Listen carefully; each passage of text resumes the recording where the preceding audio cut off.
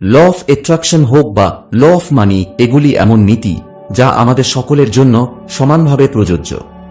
যদিও আপনি চান বা না চান, আপনি এই সম্পর্কে জানেন বা না জানেন, বিশ্বাস করেন বা না করেন, কিন্তু আপনার জীবনে যা কিছু আছে তা সবই জানতে অজান্তে কোথাও না কোথাও এই নিয়মগুলির সাথে জড়িত থাকে। ঠিক যেমন মহাকর্ষের নিয়ম আমাদের সকলের জন্য সমানভাবে প্রযোজ্য।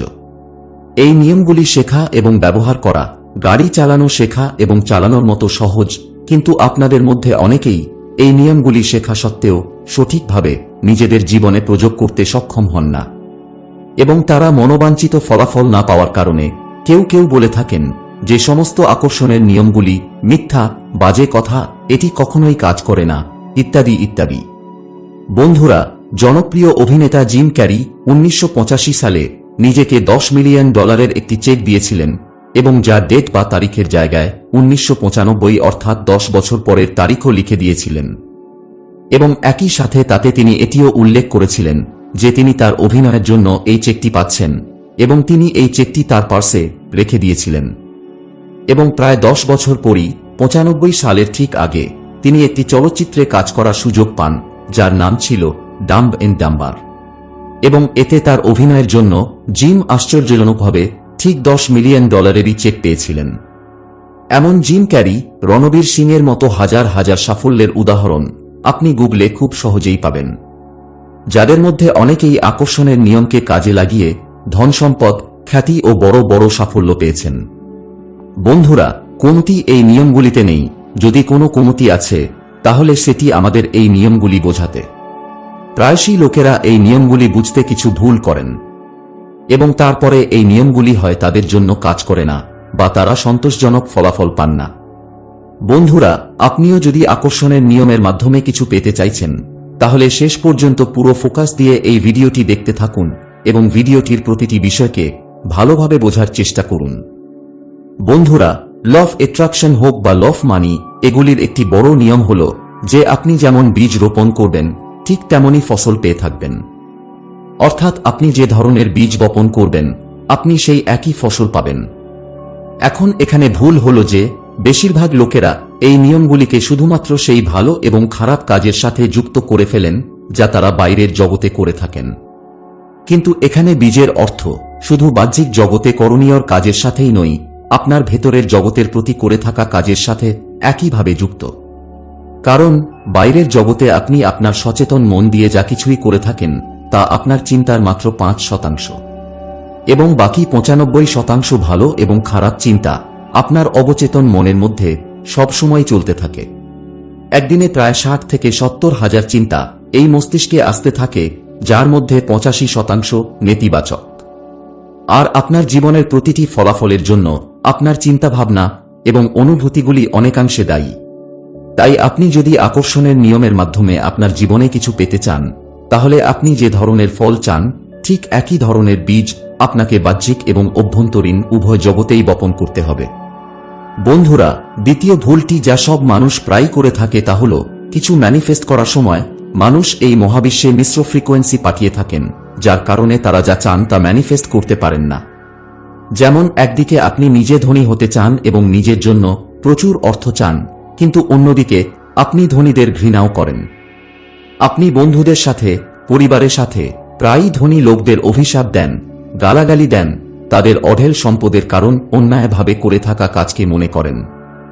এটি মহাবিশ্বে একটি মিশ্র ফ্রিকোয়েন্সি সৃষ্টি করে যা মহাবিশ্বকে বিভ্রান্ত করে।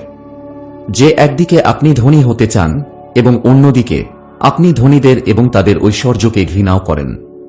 তাই এই ধরনের মিশ্রণ এবং বিভ্রান্তিকর ফ্রিকোয়েন্সির কারণে কিছুই ম্যানিফেস্ট করা সম্ভব হয় না।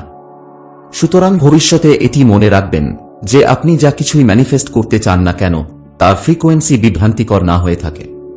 অর্থাৎ আপনি যা চান এবং আপনি যা মনে করেন তার মধ্যে কোনো দ্বন্দ্ব থাকা উচিত নয়। যদি আপনি ধনী এবং সফল হতে চান, তাহলে ধনী ব্যক্তিদের গালাগালি করা, তাদের দোষ খুঁজে বের করা বন্ধ করুন। পারলে আমাদেরকে সফল ব্যক্তিদের শক্তি, তাদের কঠোর পরিশ্রম, তাদের ধারণা এবং সমস্যা সমাধানের পদ্ধতিগুলি তাদের কাছ থেকে শেখার চেষ্টা করা উচিত। তৃতীয় ভুলটি হল দারিদ্র্য চেতনা।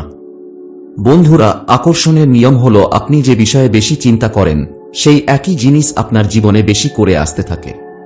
আর আপনি যদি ধনী না হন, তাহলে আপনার চারপাশের পরিবেশে মানুষের কথোপকথনের বেশিরভাগ বিষয় কঠিন সময়, সীমিত সম্পদ, কঠিন পরিস্থিতি, অর্থের অভাব ইত্যাদির বেশি উল্লেখ হয়ে থাকে। এবং এই একই চিন্তাগুলি আপনার সচেতন এবং অবচেতন মনে ঘুরপাক খেতে থাকে। এবং তারপরে এই ধরনের আধিক্য চিন্তাগুলি সেই বীজ হিসাবে কাজ করে, যার ফলস্বরূপ আপনি একই ফসল পেয়ে থাকেন যেখানে ত্রুটি, কমতি এবং ঘাটতি থেকে থাকে। আর এই চক্র বছরের পর বছর ধরে চলে এবং কখনো ভাঙে না। তাই ভবিষ্যতে ধনী হতে চাইলে চিন্তার শৃঙ্খল ভাঙতে হবে। এই মহাবিশ্বে সম্পদের কোনো অভাব নেই, শুধু প্রয়োজন আছে আপনার চিন্তার বীজ সংশোধন করার।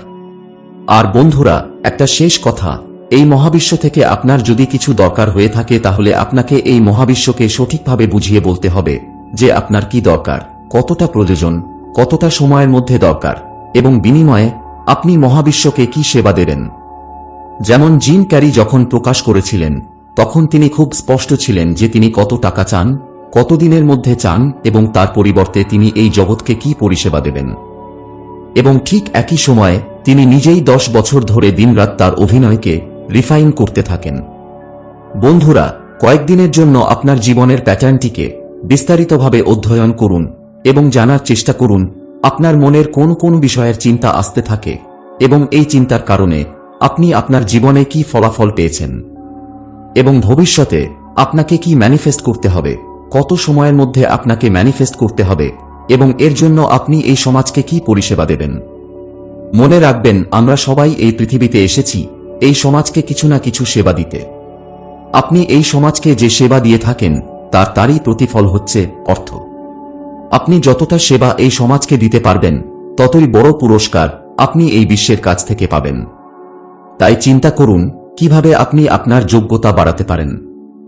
বন্ধুরা, এটা প্রমাণিত যে অনেক সফল মানুষ আকর্ষণের নিয়মকে কাজে লাগিয়ে তাদের জীবনে শূন্য থেকে শিখরে যাওয়ার যাত্রা সফলভাবে কভার করেছেন। আর চাইলে আপনিও আপনার অতীতের চেয়ে সুন্দর ভবিষ্যৎ তৈরি করতে পারেন। শুধু প্রয়োজন আছে সঠিকভাবে প্রতিটি দিনকে আপনার 100% দিয়ে ব্যবহার করার, তবেই আপনি আপনার জীবনে অনেক কিছু অর্জন করতে পারবেন। প্রয়োজন আছে তো শুধু এই নিয়মগুলো বুঝে আন্তরিকভাবে প্রচেষ্টা করার। আপনি কি আকর্ষণের আইনে বিশ্বাস করেন? যদি হ্যাঁ, আপনি আপনার জীবনে কি ম্যানিফেস্ট করতে চান নিচের কমেন্টে আমাকে জানাতে পারেন। আপনি যদি ভিডিওটি পছন্দ করেন তবে এই ভিডিওটি লাইক করতে ভুলবেন না এবং ভিডিওটিকে শেয়ার করে আপনিও এই সমাজের প্রতি কিছু ভালো সেবা দিতে পারেন। তবে দেখা হচ্ছে পরের ভিডিওতে। খুশি থাকবেন, ভালো থাকবেন। ধন্যবাদ।